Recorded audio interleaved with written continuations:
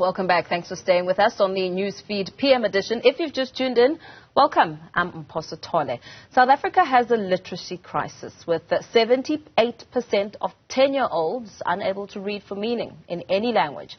This is according to a recently released reading panel report. The report further says at the current rate of progress, it will take 80 years before 95% of grade 4s are reading for meaning. Imagine that.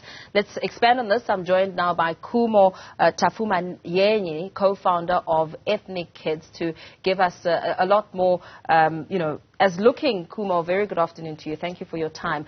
Just looking at these figures, it really paints a bleak picture for the future, especially in the kind of digital age that we're living in. Looking to read for meaning is something that seems like a distant reality. Very true. Thank you for having me. It's worrying. I mean, if you're looking at 78% of grade 4s, which are roughly 10-year-olds, not being able to read for comprehension in any language, it's a very dire statistic. And South Africa actually came 50 out of 50 in the progress in international literacy and reading studies. So we came stone last in that survey, and these are very concerning statistics, and they were further eroded by the pandemic and the lockdown situations that we had, in that children fell even further behind, and we are seeing an even bigger literacy gap. So it's imperative that there is more resources available to children, and also important that we don't just leave it to the schools, but we encourage parental engagement to increase literacy levels.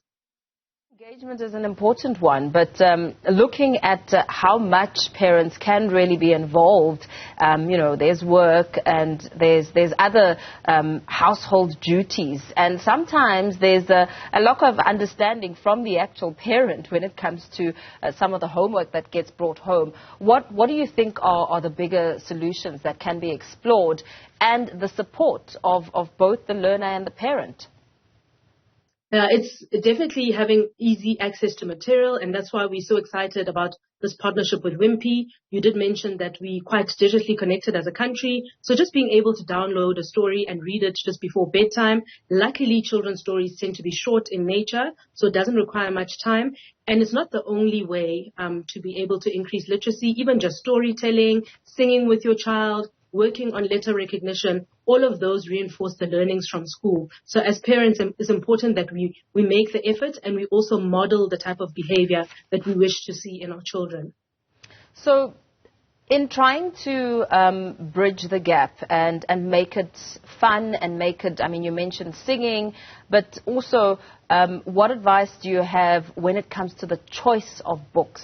You may believe that your child is perhaps at a more advanced stage and they're looking at reading a book that, one would assume is for younger children. What advice do you have when it comes to encouraging children to read and read just about anything? Yeah, it's important to have the children read widely, but not be too prescriptive in terms of what they read. If your child enjoys reading comic books, encourage that. If they enjoy picture books, because there's also a huge part of visual storytelling that's important for children, for stimulation. Find the kind of material that children like to read, because as they say, there's no such thing as a child who hates to read. They're only children who haven't found the right book. Normally, if you can look for books that are quite representative in nature, that also helps, because then the child is able to identify with the characters in the story and also resonate with the material as well. You're a mom yourself, working with other moms, focusing on improving literacy and opening children up to options when it comes to books. The genres, it can get exciting. Very exciting. It's a huge passion project of ours, and we're also really excited about the language element as well, that we're getting more access to children, making sure that more kids can read in their mother tongue, because as you know, that's very important for their cognitive as well as their thinking ability, and in terms of social development as well. It allows them to relate to more people and identify with more people. So it's a big passion of ours that we create and have as much material available in our home languages as possible.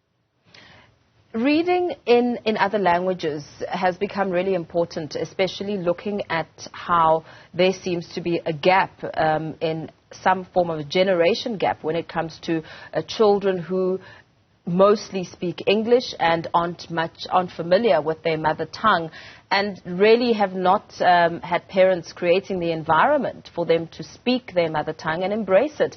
How much of a benefit is reading in different languages? It's of great benefit and also important for those early literacy skills. Because if you think about it, if we're only encouraging children to read in English, what happens to kids that grow up in homes where we aren't speaking English? So having material available in multiple languages in a diverse country such as ours is imperative. And it's also a great way for parents to reinforce language lessons, because how important is your language really if all the material in your home is in English? So it's important that children get access and see material in various languages, and it can also help with just improving their skills, their language skills, or increasing their vocabulary as well, and sharing stories in different languages as well. In efforts to improve skills and vocabulary, when do you think are the good stages to introduce books and the types of books from very early to sort of open children up to understanding and respecting books and looking after them? I would say start as soon as possible, in utero even. Read to your children as soon as you can. It's a great way to teach children about plots and narratives and pass down your history, your values, your language, to bond emotionally with them as well. So start as soon as you can, that they know that there is such a thing as reading. And more importantly, we read for leisure, not just for academic reasons. And if you reinforce those skills from a young age, the academic journey is also easier. So if we can start, not all children have access to ECDs. So it's important that at home we play that part as well of developing them. Very well. Thank you so much. Let's leave it there for now. Khumo Tapfumaneyi, co-founder of Ethnikids, speaking about the importance of reading, literacy, and encouraging children to open up a book, not just for academic purpose, but also for just the fun of it.